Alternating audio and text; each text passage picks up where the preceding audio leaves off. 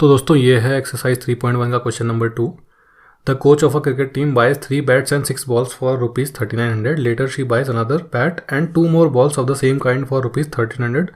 Represent this situation algebraically and geometrically. ठीक है, तो मैंने यहाँ पे देखिए दोस्तों, ये अलग से नीले में लिखा हुआ है एंड 2 more बॉल्स। ये इसलिए लिखा है क्योंकि एनसीईआरटी में एक्चुअली 3 दे रखा है, 3 more बॉल्स, तो ये हिसाब से 2 होना चाहिए। मेरे ख्याल से ये क्वेश्चन में थोड़ा एरर है, तो मैं इसको 2 more बॉल्स मान के सॉल्व कर रहा हूँ। अगर आप चाहते हैं तो इसको 3 करके देख लीजिए, लेकिन अगर आप 3 मानते हैं तो फिर इसमें बॉल की जो कीमत आती है वो 0 आती है, तो इसलिए वो सॉल्यूशन उसका सही नहीं है। तो इसको 2 more बॉल्स आप कर लीजिए, इसको एरर जो है एनसीईआरटी में उसको सही कर लीजिए। ठीक है, बाकी मैं इसको 2 more बॉल्स मार के सॉल्व कर रहा हूँ। अगर आपको और कोई तरीका निकलता है तो आप प्लीज़ उससे कर सकते हैं, लेकिन इसका मेरे हिसाब से तरीका इसका सही ये है कि ये एनसीईआरटी में थोड़ी गड़बड़ है और ये 2 more बॉल्स होना चाहिए। ठीक है, तो चलिए शुरू करते हैं। अब देखिए, बात वही है, हमें एक्चुअली 2 स्टेटमेंट्स हैं कि एक क्रिकेट टीम की कोच है, उसने पहले तो 3 बैट और 6 बॉल खरीदी 3900 में। उसके बाद 1 बैट और 2 बॉल खरीदी 1300 रुपये में। तो इन दोनों स्टेटमेंट्स की 2 इक्वेशन बनेंगी। उस चीज़ को हमें एल्जेब्रिकली रिप्रेजेंट करना है, उसके बाद उसका ग्राफ बनाना है। ठीक है, ये सिंपल सी बात है, ज़्यादा इसमें हमें कुछ नहीं करना, जैसे पहले के चैप्टर्स में किया था वही सब करना है। ठीक है, तो चलिए शुरू करते हैं। और देखिए, हमारे पास यहाँ पे हमें जो वैल्यूज़ मालूम नहीं है, जैसे बैट की नहीं पता हमें कीमत क्या है और ना ही बॉल की पता है, तो उन दोनों को जो चीज़ नहीं मालूम होती है उनको क्या ले लेते हैं, उनको एक्स और वाई ले लेते हैं। ठीक है, तो हम कहते हैं कि let the price of bat is equal to X and let the price of ball is equal to Y. ठीक है, बैट की कीमत हमने एक्स मान ली और बॉल की कीमत वाई मान ली। अब देखिए, पहले में उसने क्या खरीदे, 3 बैट खरीदे और 6 बॉल खरीदी, तो एक बैट की कीमत है एक्स, और तो 3 बैट की कीमत कितनी हो जाएगी, 3x प्लस 6 बॉल और 1 बॉल की कीमत वाई, और ये टोटल कितने में लिया, 3900। ठीक है, उसके बाद अनदर बैट मतलब 1 बैट और 2 बॉल, तो 1 बैट के लिए x लिख सकते हैं और 2 बॉल के लिए 2y इज इक्वल टू कितना, 1300। ठीक है, तो हमारे पास ये 2 इक्वेशंस आ गई हैं। इन इक्वेशंस को लेके, मतलब जो इन्होंने कहा था एल्जेब्रिकली रिप्रेजेंट करना, वो हमने रिप्रेजेंट कर लिया है। तो इसको हम बोलेंगे pair of linear equations in 2 variable. देखिए, 2 वेरिएबल्स हैं एक्स और वाई। ठीक है, तो इसलिए ये हमारी हो चुकी है। अब हम इसका ग्राफ बनाने की कोशिश करते हैं। तो इन लाइंस का इन दोनों लीनियर इक्वेशंस जो हैं, इनको हमें जब ग्राफ पे डालेंगे तो हमें पता है कि लीनियर इक्वेशन इन 2 वेरिएबल होती है, तो हर लीनियर इक्वेशन की एक स्ट्रेट लाइन बनती है। तो ये जो इक्वेशन है एक स्ट्रेट लाइन देगी और ये वाली इक्वेशन भी एक स्ट्रेट लाइन देगी। ठीक है, तो इसका बनाने के लिए हम पहले लिख लेते हैं एक्स और वाई की वैल्यूज़। तो एक्स और वाई हमें देखिए, एक लाइन, इसकी एक लाइन बनेगी, इसकी एक लाइन, तो एक लाइन बनाने के लिए कितने पॉइंट चाहिए होते हैं, 2 पॉइंट चाहिए होते हैं। तो इसके भी हमें 2 पॉइंट चाहिए। तो सबसे पहले एक पॉइंट लेने के, ये जो इक्वेशन है सबसे पहले इसमें मैं बोल देता हूँ वाई की वैल्यू 0 डाल देता हूँ। अगर देखिए वाई 0 हो जाएगा, क्या हो जाएगा, 3x इज इक्वल टू 3900। ठीक है, 3x इज इक्वल टू 3900। तो एक्स की वैल्यू कितनी आ जाएगी, 3900 डिवाइडेड बाई 3, तो ये हो जाएगा एक्स आपका 1300। इसके बाद आप इसमें y की वैल्यू डालिए 1300, वहाँ यहाँ पे y की जगह रखिए 1300, तो आपको x कितना मिलेगा, x मिलेगा आपको -1300। 2 पॉइंट्स क्या मिले हमें, 0 और 1300। दूसरा पॉइंट -1300 और 1300। ठीक है, तो ये इस वाली इक्वेशन की बात हो गई। अब इस वाली इक्वेशन की बात करते हैं। तो इसी तरह हमें जैसे यहाँ पे 2 पॉइंट्स निकाले थे, तो इस इक्वेशन के लिए भी हम 2 पॉइंट्स निकालेंगे। ठीक है, तो इसमें भी अगर मैं y की वैल्यू 0 डालूँ तो x कितना मिल रहा है हमें, 1300।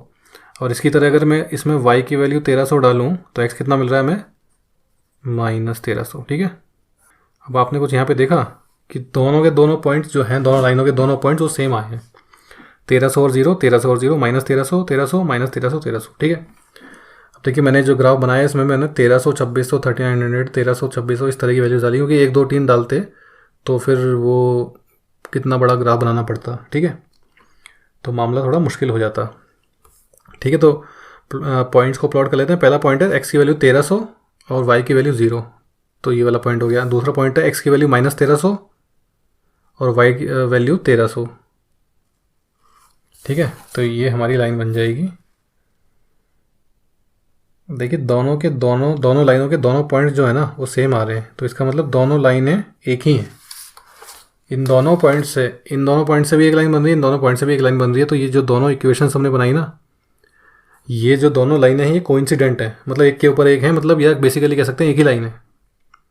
ये वाली लाइन कौन सी थी हमारी, 3x + 6y =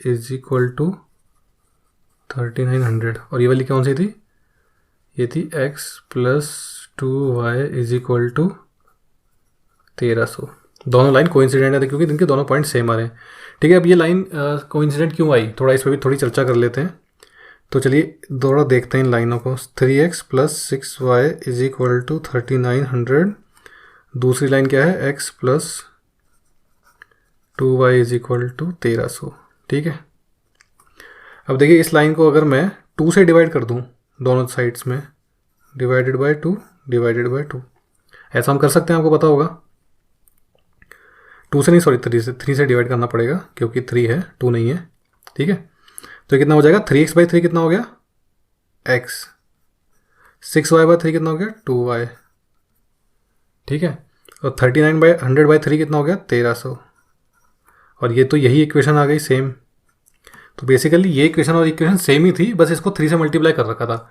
तो जैसे ये इस इक्वेशन को आप 3 से मल्टीप्लाई कर दीजिए दोनों तरफ, × 3 और × 3, तो आपको कितना मिल जाएगा, 3x + 3 × 6y = यहाँ पे भी 3 से मल्टीप्लाई करिए 1300। तो बेसिकली ये दोनों जो लाइंस थी देवर सेम, वो दोनों लाइन सेम थी।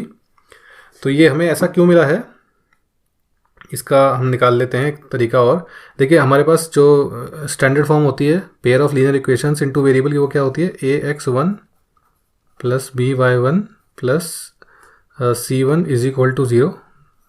और दूसरी लाइन बोलते हैं हम, ये सॉरी मैंने गलत लिख दिया,